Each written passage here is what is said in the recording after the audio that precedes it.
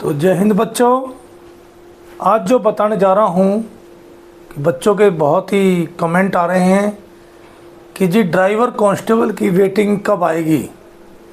तो मैं driver constable की वेटिंग के बारे में कुछ बताना चाहता हूँ। जैसा कि पता है कि ड्राइवर की वैकेंसी 2012 के बाद 2022 में निकली थी। ये बहुत ही लंबा समय था, इसलिए बीच की भर्ती का कोई प्रोसीजर नहीं था। तो कि वेटिंग बनती कैसे है, ड्राइवरों के अंदर कैसे कैसे बनती है, तो इसलिए इस प्रोसीजर का जानना बहुत ज़रूरी है। तो 2022 में जब भर्तियां निकली तो सबसे पहले कि उन भर्तियों को कैसे भरा गया। पेपर हुआ, जो लिखित परीक्षा बच्चों ने पास करी।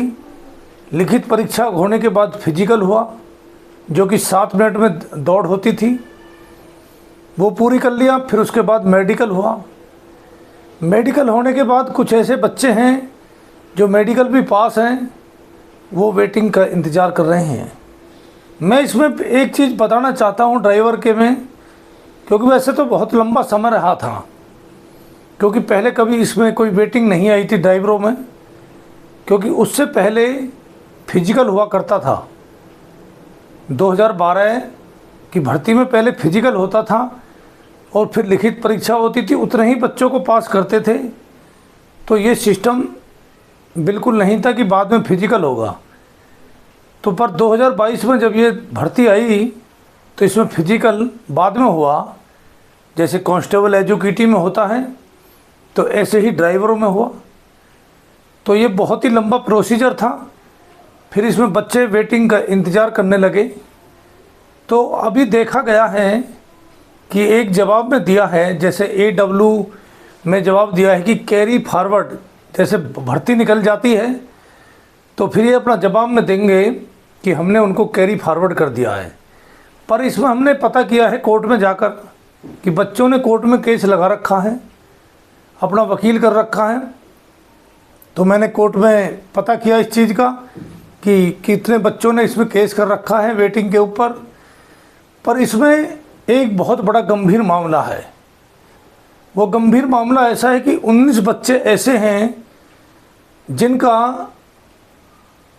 पेपर भी हुआ है, फिजिकल भी हुआ है, पर वो बच्चे अपना अंक जानना चाहते हैं कि हमारे नंबर कितने हैं, पर उनका नंबर बाई डाटा SSC के पास भी नहीं है।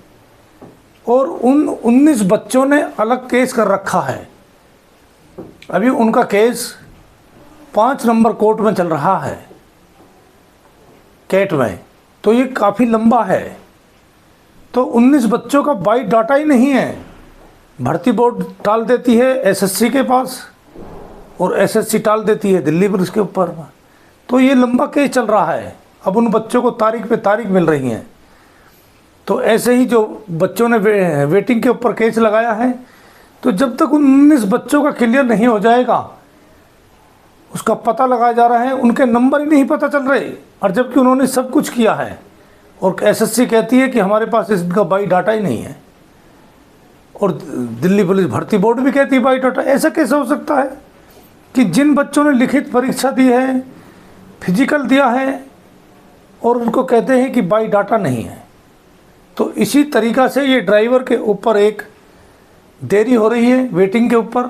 जब तक उन 19 बच्चों का क्लियर नहीं हो जाएगा, तो इसी तरीक़ा से अब जो आगे जवाब देंगे, फिर जवाब में देंगे कैरी फॉरवर्ड, यानी कि भर्ती खुल गई है, भर्ती के फार्म सितंबर अक्टूबर में खुलेंगे। तो इस तरीक़ा से उसको कैरी फॉरवर्ड लगाएंगे।